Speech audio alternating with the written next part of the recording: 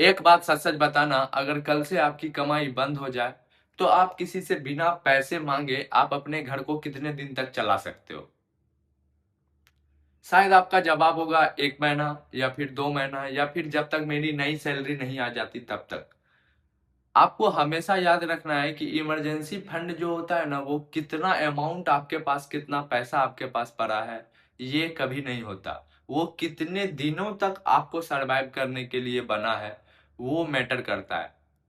अगर आपका बुरा वक्त में इमरजेंसी फंड पैसे के रूप में काम नहीं करता, वो समय के रूप में काम करता है। आप उस इमरजेंसी फंड से हमेशा ध्यान में रखना इन बातों को। आप अपने इमरजेंसी फंड से पैसे खर्च कर रहे हो अपने समय खरीदने के लिए। जब तक आप स्टेबल नहीं हो पाते, आप इमरजेंसी फंड का इस्तेमाल करते हो। मैं आपको सबसे आसान भाषा में समझाने वाला हूँ, इमरजेंसी फंड क्या है, ये किस तरीके से काम करता है और कितने दिनों का इमरजेंसी फंड होना चाहिए। हम लोग इंडियन, मिडिल क्लास इंडियन कह सकते हैं, टिपिकल मिडिल क्लास इंडियन, कभी सिखाया ही नहीं गया है कि पैसे किस तरीके से वर्क करता है, इमरजेंसी फंड किस तरीके से वर्क करता है। हम सब, हम, हमारे भाई, हमारे जितने भी दोस्त हैं, हो सकता है आप ये वीडियो देख रहे हो, आप भी एक इमरजेंसी लूप में फंस गए हो। आपके पास पैसा आ रहा है, अपना घर चला रहे हो, आप उसी से राशन दे रहे हो, उसी से बिजली दे रहे हो, अपने बच्चों का खर्च दे रहे हो या फिर खुद पे खर्च कर रहे हो अगर अभी आप शादीशुदा नहीं हो तो। आपके पास सारा खर्च करने के बाद जो पैसा बचता है, आप सोचते हो चलो मेरा ना सेविंग हो गया। लेकिन आपको ये मान के चलना है कि आपके पास 20,000 रुपया अभी सेविंग अकाउंट में पड़े हैं, जिसको आप ये सोच रहे हो कि वो मैंने सेव किया है। लेकिन अगर आप अगले महीने का कैलकुलेट करते हो, अपने घर का खर्च, खुद का खर्च अगर 15,000 निकलता है, तो कभी ये मत सोचना कि भाई 20,000 है मेरे अकाउंट में। ये सोचना है कि अगर मेरा काम चला गया तो बस मैं 40 दिन तक सरवाइव कर पाऊंगा। इस नजरिए से अगर तुम अपने पैसे को देखने लगते हो तो अपने आप फाइनेंशियल एजुकेशन की ओर जाने लगते हो तुम। बिल्कुल इजी वे में हम लोग समझने वाले हैं किस तरीके से पैसे वर्क करता है, इसीलिए इस चैनल को फॉलो जरूर कर लेना। हमें बचपन से सिखाया गया है कि अपने पैसे को बचा लो, अपने पैसे को बचा लो। अगर आप इस नजरिए से देखते हो कि मैं अपना दिन खरीद रहा हूँ, मैं कितने दिन सरवाइव कर सकता हूँ, तो अपने आप कॉन्सेप्ट क्लियर हो जाता है इमरजेंसी फंड का। तो आप सभी के मन में एक सवाल होगा कि अच्छा, तो फिर इमरजेंसी फंड होना कितना चाहिए, 3 मंथ का होना चाहिए या फिर 6 मंथ का होना चाहिए? ये सवाल ही गलत है।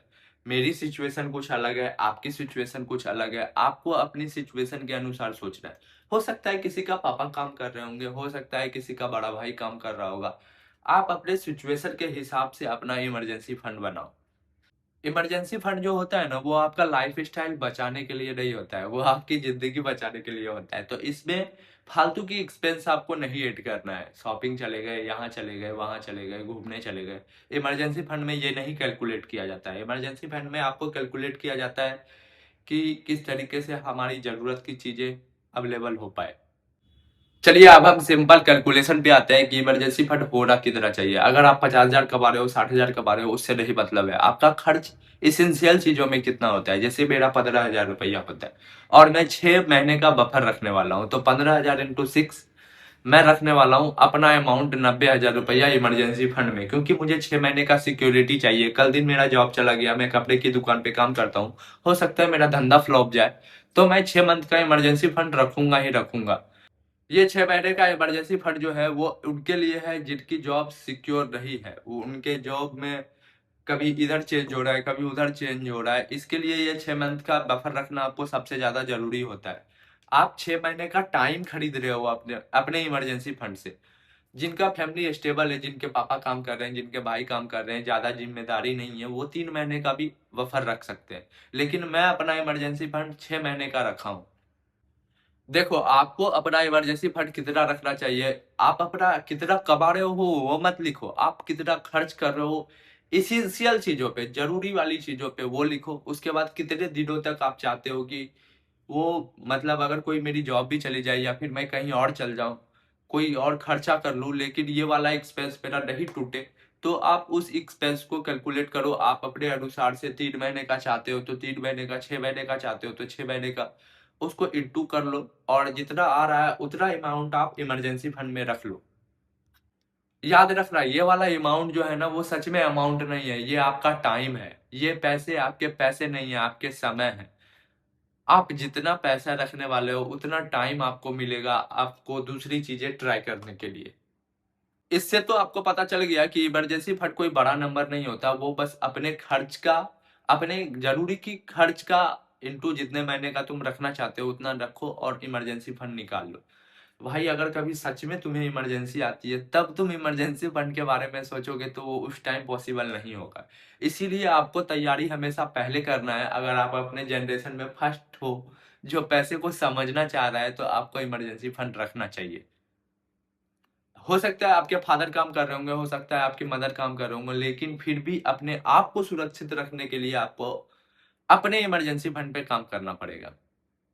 आपके मन में एक सवाल आया होगा कि चलो मुझे पता चल गया कि इमरजेंसी फंड क्या होता है, चलो मुझे समझ में आ गया इमरजेंसी फंड कितना होता है, अब इमरजेंसी फंड को रखना कहाँ है। अगर आपको ये समझ रहा है कि इमरजेंसी फंड को रखा कहाँ जाता है तो इसके लिए आपको नेक्स्ट वीडियो का वेट करना पड़ेगा। आप इस चैनल को सब्सक्राइब कर लो क्योंकि हम डिस्कस करने वाले हैं इमरजेंसी फंड को रखा कहाँ जाता है। हाय, मैं हूं मोनू कुमार, मैं जा रहा हूं 0 से 10 करोड़ की ओर। अभी मेरा करंट पोर्टफोलियो जो है वो 3,60,000 रुपए का है। अगर तुम बोलोगे तो मैं पोर्टफोलियो शो कर दूंगा।